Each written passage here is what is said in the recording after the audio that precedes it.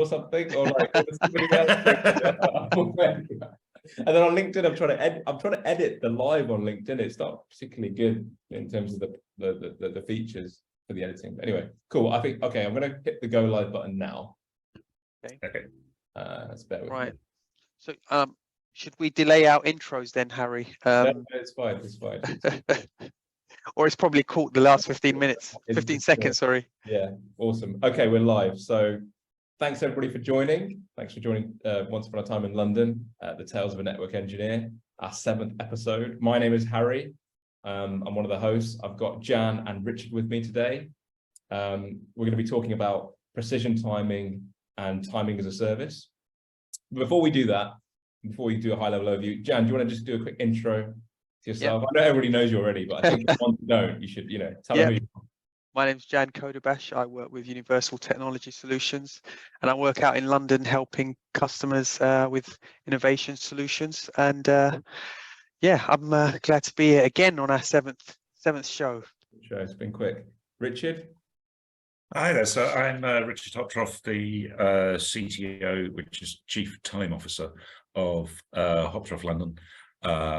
So I architect our timing solutions, and what I'll be talking about today is not so much how we do it, a little bit about how we do it, but mostly why we do it, why it's important, why it's valuable, and generates business value. I want to say your job title is probably the most fascinating job title I've ever heard. Chief Time Officer. I mean, if I was to put that on LinkedIn, you're probably the only person that's going to come up, surely. Surely. How did that come about? Did the team just say we're going to call you this, or was it? How did that name come about? I think it was a joke originally. Do you prefer that one or Time Lord? Oh, it's cutting out a bit. It's cutting out a bit. Oh, okay. I think there's a synchronization issue. Well, we have a Time Lords Club. Actually, am I cutting out? If I'm cutting out, what I'll do? Oh no, it's fine now. It's fine. You're back now. Back. Yeah. Yeah, but if I'm going to be presenting, I should probably move location, I think. Okay. Okay. All right. We're gonna have the first live move here. You know what? We've had 7 episodes and we've not had any technical difficulties. This is Well, I mean, we've had a lot of late appearances, and of course, yeah. But no, I think just for the audience watching, I think there's 5 people on now. Oh my God! Where are you going? Oh. You might need to... Okay. I can need that mouse. Yeah, this is good that it's all live as well. People can tell it's not pre-recorded. You know what's really funny? We were going to do this in a venue at some point. So, yeah. This feels like it's in a venue and uncontrolled now. But anyway. So look, has there been? I mean, while we wait for Richard, has there been anything that new that you've been doing this week? I've been doing a lot of planning for the year ahead, actually. So obviously, for anyone who doesn't know, I run a marketing and tech consultancy business at University of Warwick, and what I'm doing at the moment is I'm going to do a series of talks on campus over the next term from January to March, and every week I'm going to have a guest speaker come to the university, and we're going to talk about lots of different topics, from technology to legal to entrepreneurship to all sorts. So I'm almost acting like the bridge between academia and the real world industry, if you like. So that's kind of where I'm sitting. So I'm doing a lot of organization around that. I'm going to try and get Jan to come and do the tech talk. Let's see if he can. Yeah. Okay. Find future network engineers ready for him. Okay. So this week I was looking at something quite interesting. Is looking at measuring the distance of a cable. Okay. So I won't go into specifics of why we need to do it, but we need to measure distance of a cable around less than 500 meters, but with access only to one end. So it's an interesting one, and this becomes quite important just if you need to make sure that all the cable lengths that you're working with are exactly the same, and not all tool sets actually support that type of length size or accuracy at that length size, because there are tools that can do that, optical tools, but so I'm going to be looking at different tool sets that can actually get to within centimeters threshold of Well, that yeah, cable. if you send a pulse down it, you'll get a reflection, so you can measure it. Yeah, Like that. and the thing is, but however, some of the tools, granularity of the tools, a centimeter value is quite varied. Right. So you need to make sure you get the right one. Well, a centimeter is let's see, it's about 30 picoseconds. So Yeah. that's pretty hard to measure. Yeah. And news from the timekeeping world, the leap second is going to be abolished. And I was one of the chief campaigners for that. So definitely by 2035, there will be no more leap seconds. It probably won't affect any of you, but it makes a big difference to my life. What does a leap second happen every 4 years then, or something like that? It depends on the Earth's rotation, so they're specified 6 months in advance, depending on what the Earth has been doing in terms of spinning. Okay, amazing. Fair enough. Everyone in LinkedIn raise their hand. Go, yeah.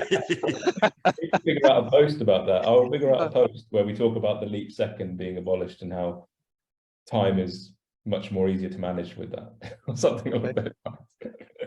Awesome. So Richard, yeah, I think before we do the presentation, could we have like a high level overview of timing and precision timing in financial sector? Just so, you know, I mean, most people think about a watch or a clock on their wall when they think time, but can you frame this for us from a tech perspective in finance? Yes, that's fairly easy. In fact, the presentation will go into the depth, but essentially in the virtual world,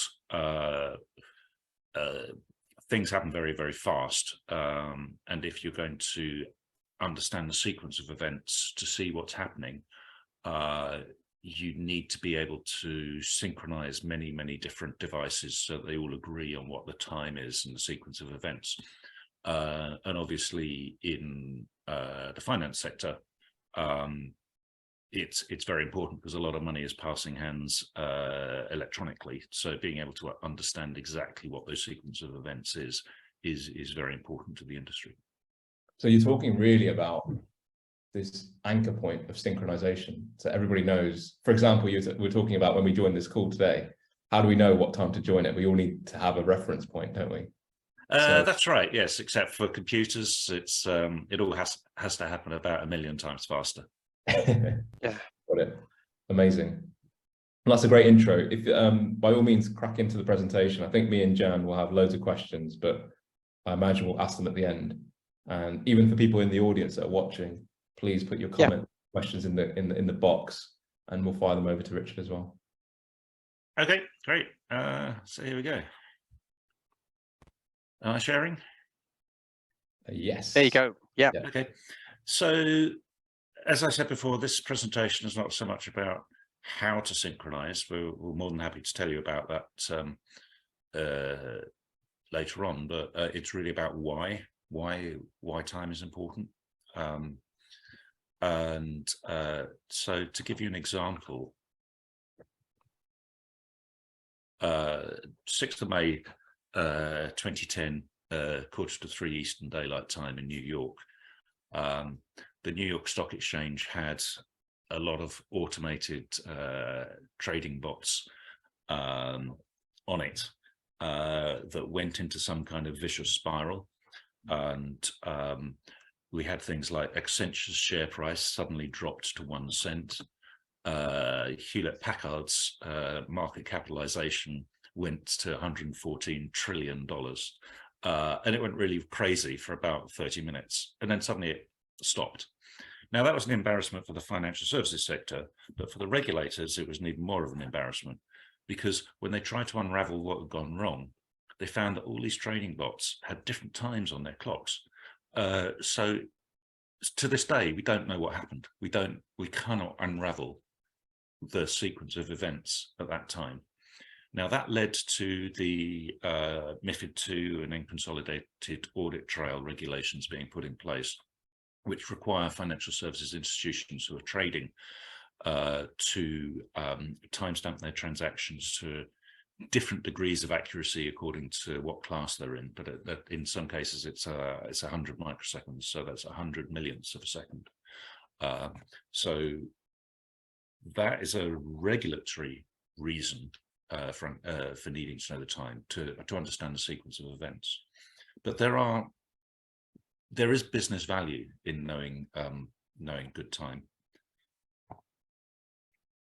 So let's look at why time is difficult to do. On a computer, you expect it to get its sums right, unless there's a bug.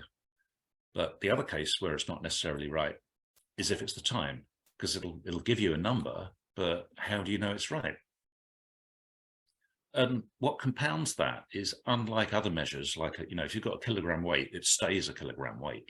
But time is a cumulative thing, and any error on any clock gets cumulatively worse as time goes on.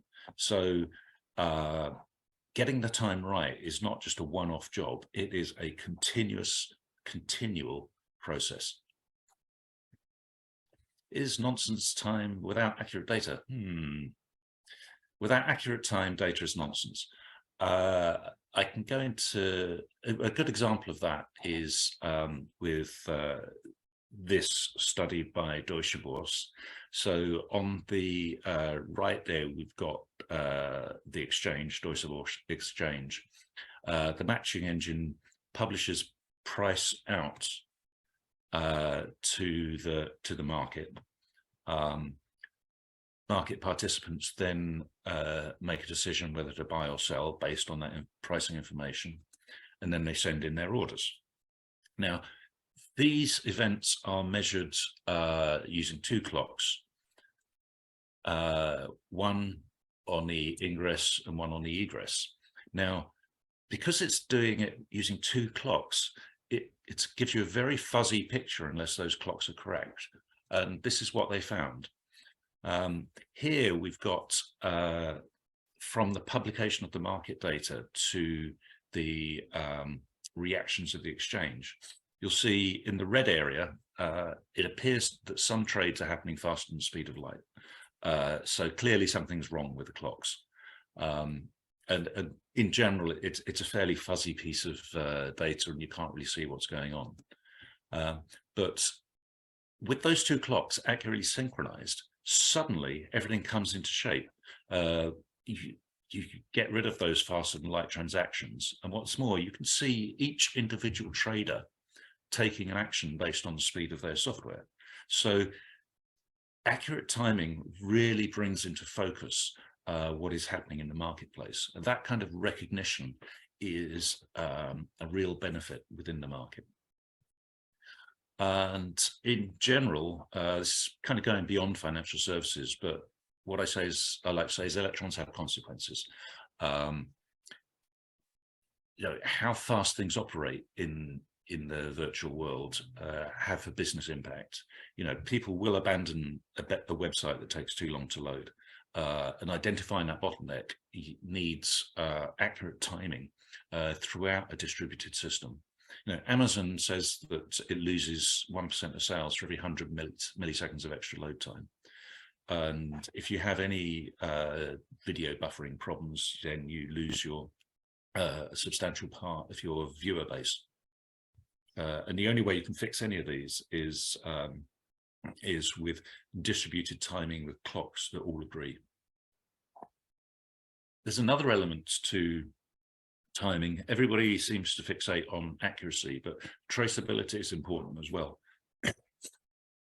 So what's needed is a continuous chain of comparisons from standards institutes right down to the clocks that have to agree, so that you know the sequence of events. And that is a global distribution mechanism, part of which we operate in tandem with UEVs, telecoms companies, and so on. But it's a continual connection to agreed times, because that's the only way that you can achieve accurate timing to the sort of microsecond level.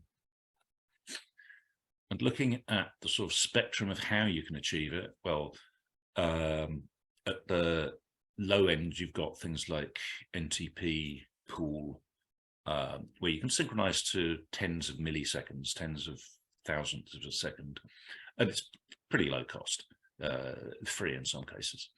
And then our sweet spot is around here between 1 millisecond and 1 microsecond, depending on how you want to do it and how much you're willing to pay. And there are also other technologies such as White Rabbit and Atomicron, which can actually deliver to nanosecond precision.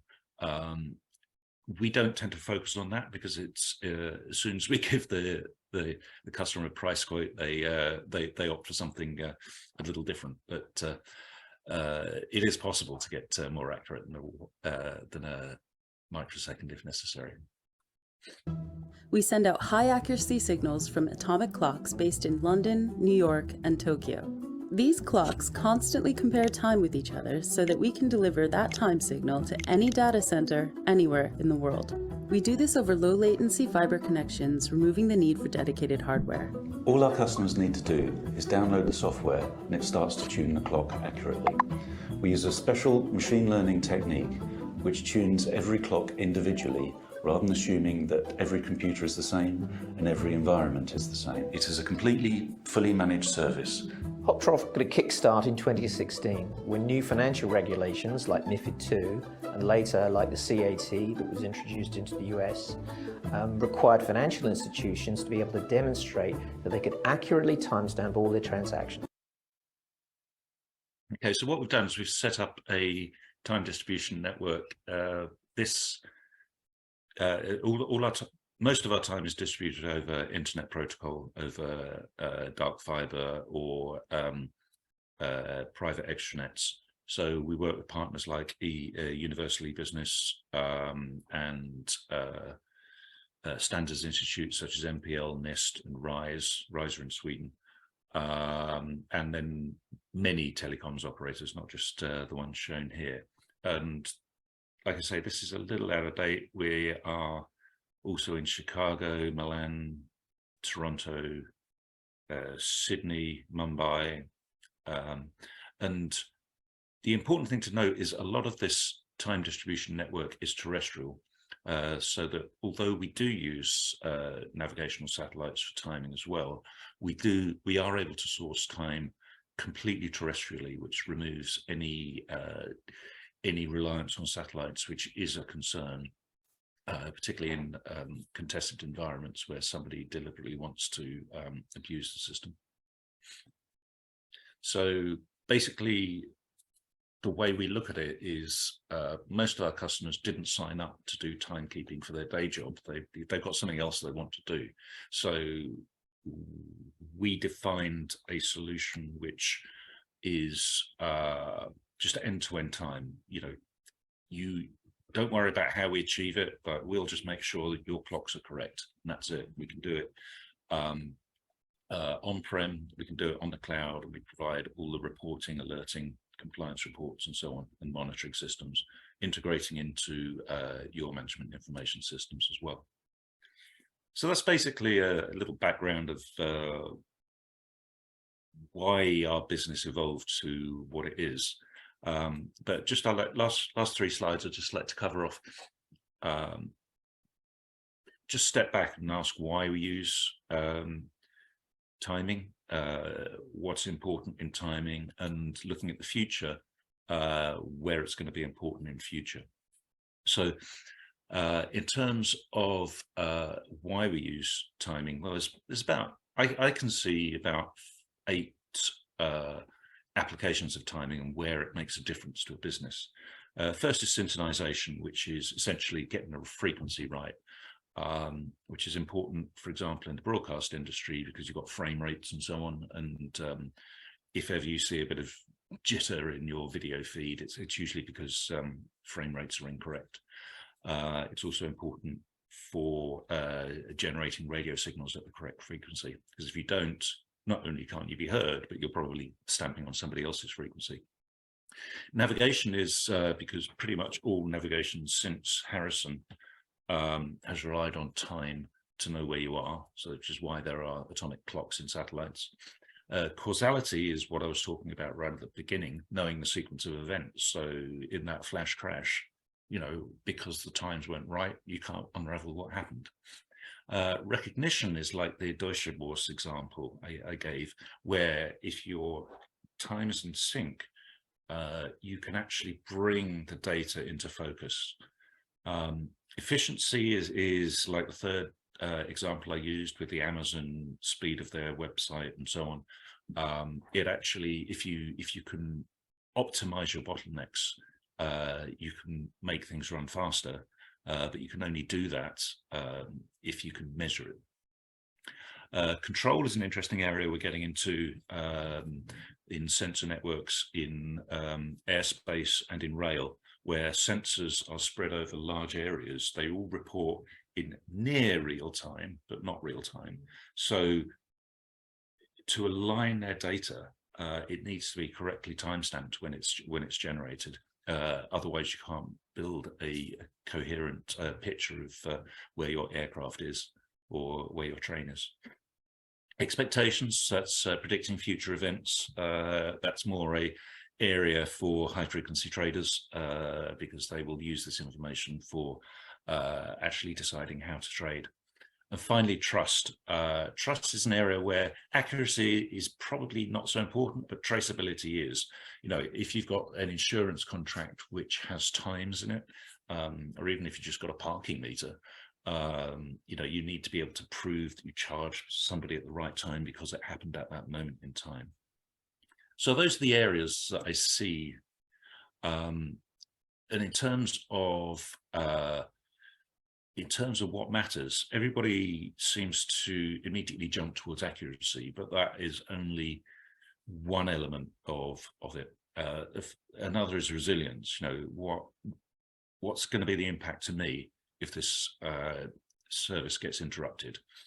The next is, you know, what happens to the rest of society if somebody attacks this time synchronization? You know, a good example being electricity substations. You know, if you get the timing wrong there, you get a very loud bang, and a lot of people have, you know, suddenly in darkness. The next is immutability. So as I record this data, you know, how important is it that I make sure that these records are provably correct?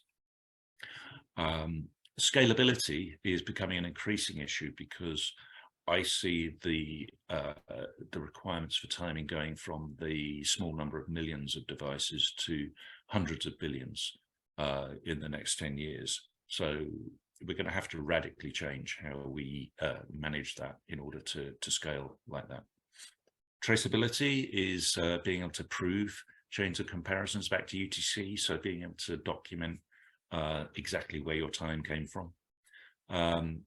Most of our customers choose us because we take the pain away, right? So intuitiveness, or at least, well, I like to say when you throw a switch, you expect the light to come on, and you don't really think about how much effort, how many power stations, substations, you know, power lines it took to make that light come on, and that it's that kind of level that's required, I think, because people want to have this problem taken away from them. And the last is cost, obviously. You know, how much will it cost to achieve? And as I showed you in an earlier slide, you know, you can achieve greater and greater accuracies at greater and greater costs. So at some point you'll find your sweet spot. And finally, this is quite a contentious slide, but I do like to put it up. This is where I think the markets for timing are going to be by 2030. Now, some of the top ones like power, telecoms, military, you'd think they're fairly well established, but actually they are evolving at a rapid rate at the moment. Power, for example, we've gone from having 100 power stations in this country to everybody having solar panels on their roofs. And then some of the new technologies, you know, sort of like online gambling and gaming, the distribution of media over internet protocol and so on, digital currencies, insurance, health services, and then big one is Internet of Things, because most of the Internet of Things actually just sends out data. And if that data isn't timestamped correctly, it doesn't really make sense. So somehow we're going to have to find a way to get time reliably and traceably to billions of devices, I suspect. Okay, well, that I hope has caught your interest enough to generate a few questions, and we can have an interesting discussion. Yeah, thanks for that, Richard. Harry, do you want to go first? Because I've got quite a few. You know what? The first thing that came into my mind, Richard, and it's probably the most obvious question, is how do we know the time is correct? Like, obviously, when anyone tries to put their time, they're copying a time from wherever, like somebody else's watch or clock. Like, how do you even know the time that you have is the right time? Well, something called Siegel's law, which is a man with a watch knows the time. A man with two watches isn't quite sure. And in fact, even going back to the 18th century, the British fleet always carried 3 marine chronometers on every ship, because then you would know which one was not working. In fact, the Beagle, I think, took something like 40 marine chronometers. So the real way to do it is to measure many different ways, so that you get an idea of what your error bars are. So for example, our customers get time from 3 or 4 sources, 3 of them satellite, 1 terrestrial. And some of them actually get it from 2 data centers, so that even the connectivity is completely diverse. So the only way you can really know the right time is to have a lot of watches. So that's what we do. That's interesting then. So what your service really is the accuracy of time, the traceability, the reliability of time, and then you're taking that information and applying it to a business. Yeah. So that almost you're the source that they can rely on. Would that be right in saying that? That's right. Yes, we're essentially, I mean, we're halfway between a software company and a telecoms company. Okay. Because our customers, all they're aware of is that they have to install some software which will make the time correct. But behind the scenes, we've got timing hubs, we've got time distribution networks, and so on. So yes. So I guess the greatest challenge for you and for any company is to understand how is this going to be an advantageous thing to me? Like you mentioned the Amazon thing where, things go wrong, or finance that. So I think it's possibly do you think there's a gap in knowledge for a lot of people that actually having the right time is going to do something good for them? Somewhat. I mean, from our customer base, which is mostly financial services, a lot of it is regulatory, and for those people, they don't necessarily need to think too hard about it because they're being told to do it. Yeah. But in terms of business optimization, recognition of who's trading when, for example, maximizing your sales because your websites are running faster. Where it can quickly become clear when time is going to make a difference to your bottom line. Another example is we're growing quite quickly now in the broadcast sector, because the broadcast sector is moving from traditional SDI, serial digital interfaces, to managing video content over internet protocol, which is fine, but internet's asynchronous, so it needs to synchronize up. So everywhere needs to have the clocks correct. And that is a massive cost reduction for the broadcast industry, because that means that all of the video processing can be done in the cloud. You don't have to have these massive editing decks. You can do it from a laptop in your hotel room, kind of thing. So the cost savings are amazing. It just needs good time synchronization to make it happen. Yep. I just want to mention there that where we've seen people reach out to companies like Richard or Hoptroff is that they'll often be challenged with, we need to provide time, like you said, regulatory, and it depends on how serious they take it. There's parts which are actually obviously bringing in the time, the feed itself. There's also the time on individual hosts, and that could be servers, devices. So there's this, those two elements, and there's also just the infrastructure between it. Each of them are their own components and bring their own complexity to it. So there's a few things to think about, and different people put or apply different criticality to it, but all of it is important to achieving that. So yeah, you'll see ourselves we'll work quite closely with Hoptroff to making sure that's compliant. Awesome. So Richard, one of the other ones I wanted to talk about was traceability, and I know you talked about that. How often are people seeing that as being important? We know that it's a regulatory requirement, but how important is that? Well, there's various aspects to the traceability.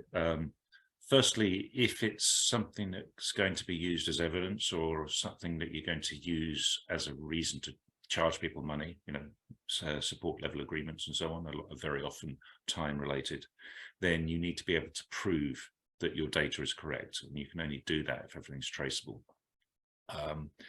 The other aspect is that, well, financial services is a good example.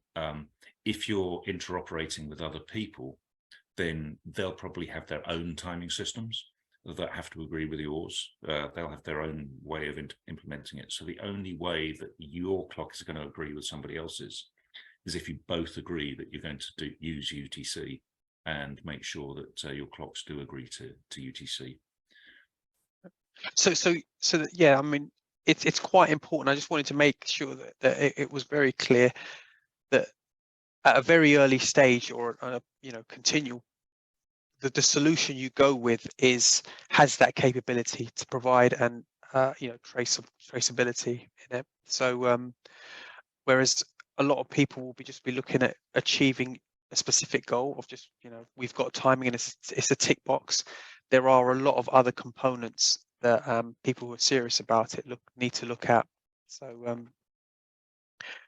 yeah, and also another one is redundancy. We talked about how within your solution itself, you mentioned that you've got 3 separate sources of time, but also you've got regional, geographical redundancy if they want it as well. But that comes into play as well. And would you consider that an either or when it comes to say people who go with GPS? It depends on the application, really. I mean, some of our applications, people don't care if it's only 99% uptime, particularly where we're just providing monitoring services, something like that. But if your business relies on the time, then you're going to want 5 nines. Yep. So then the reliability really is important, and it's not just regulatory requirements. It's also a lot of these trading platforms that will reject trades if the timestamps are a little bit out. So you will lose business if you don't have correct time synchronization. Right. Okay. Just looking at the time, I know we're already look at that. We've already overrun, Harry. We knew it was going to be a rich piece of content. I think what's interesting for me in this is, how do you even implement something like this, Richard? Like, obviously you've got this valuable proposition which you've established. What does that implementation process look like for a business? They think, wow, we want this. What's then the journey of getting it in? Well, for one of our customers, it's really just 2 things. It's setting up the connectivity and then installing the software to actually do the time synchronization at the receiving end. Behind the scenes, we've got 6 timing hubs, 2 in New Jersey, 2 in London, 1 in Tokyo, 1 in Sydney, and half of 1 in Chicago as well, actually. So 6.5. And so we've got those. Each of those have, well, I think I've got a total of something like 35 or 40 grandmaster clocks around the world. So they all are in these timing hubs, sending the time out to various customers, and in some cases logging the data for them as well. And I guess, Jan, from your perspective, obviously Richard, once the customer loves what Richard has, how are you building the infrastructure for that? Because I can imagine it's tapping into everything from servers to networking to everything. So it is sometimes, it depends on each case scenario, but it is stitching all that together. And sometimes it's already built in with the solution, like the Hoptroff solution is like an end-to-end, and it can work. Whereas sometimes if they've got a disaggregate environment, it's about building the required infrastructure to make sure that is the performance required is accurate. And also that there's once you've put this in, like you said, we talked about reporting. All of those things have to be installed. There's an engineering effort in between that to stitch it together. So and people who are serious about it actually need to keep regular check-ins and compliance. All of that takes into effect. So yeah, it's a fun piece that we've worked together on a few. So that's good. The most fascinating thing for me is what you said, Richard, is you've got 40 grandmaster clocks, around. It's almost like, is time, in a way, we're getting into a more scientific conversation here, but is the reason you need lots of clocks because time isn't predictable? Does it actually change? Like when we think it does? Or why do we need so many clocks to measure it, basically? That's my question. Well, there's a number of answers to that. First is that the closer you can get the time to the customer, the more accurate it's going to be. So that's why we have global coverage. The second thing is grandmaster clocks, which are basically cesium or rubidium atomic oscillators, notoriously unreliable. So I have to be able to, a lot of those are hot spares, so I can switch them in at any time. And the last thing, of course, is as Einstein teaches us, time is relative. So if I accelerate, I will age slower than you. So everybody's time frame is a little bit different. Now, for what we do in financial services and broadcast industries, it's not too much of a problem, but you don't have to go much further in levels of accuracy for it to be an issue. Once you get into nanoseconds, light travels that far in a nanosecond. So you can imagine that actually your time frame reference is different to mine. And I live near NPL, the National Physical Laboratory, and they've got a strontium clock, and they can actually measure the time change when they move it up 1 centimeter due to the reduction in gravity. So it is so time is, at the end of the day, is relative. Cool. No, I love that answer. That's everything from me. Jan, what do you think? Any no, that was really interesting. It was really really interesting and insightful. And I think, I'm not sure if we've got any questions on the group yet. No, none but if they do, I'm sure there's going to be some that come in. So we'll make sure we address those as well. I think what would be good to do a follow-up call, maybe in a few, maybe next month, early next year, maybe taking a customer, maybe a case study which shows a customer which didn't have this solution, and then after they were implemented with the solution, maybe that'd be quite a cool one to cover. Because I think that differential is where the value is going to be, isn't it? Yeah, that's good. Awesome. That'd be good. Good follow-up. Okay. Thanks All right. as well. Thanks a lot. Thanks a lot, Richard. Okay, thanks, Harry. Pleasure. Thank you. Thank you. Thanks. See you later. Bye. Bye.